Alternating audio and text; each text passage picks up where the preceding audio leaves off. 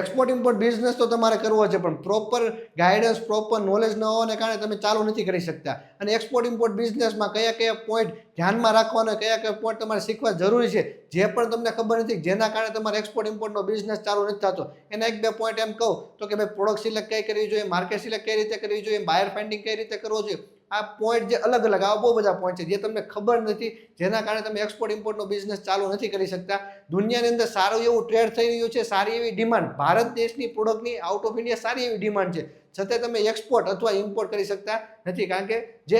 Awareness છે જે માર્કેટની અંદર નથી. તો તેનું one time solution, one stop solution હું લઈને આવ્યો છું કે અમે ફ્રી 2 દિવસનો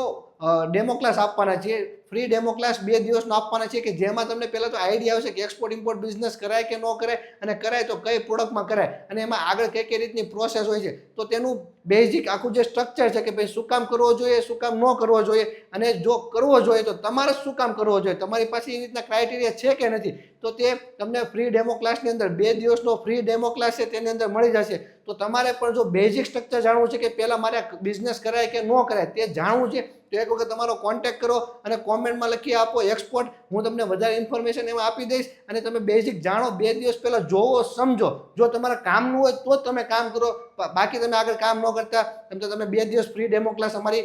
ઇન્સ્ટિટ્યૂટ જેમ કે આરવીસી એક્સપોર્ટ ઇમ્પોર્ટ ટ્રેનિંગ ઇન્સ્ટિટ્યૂટમાંથી લઈ શકો છો.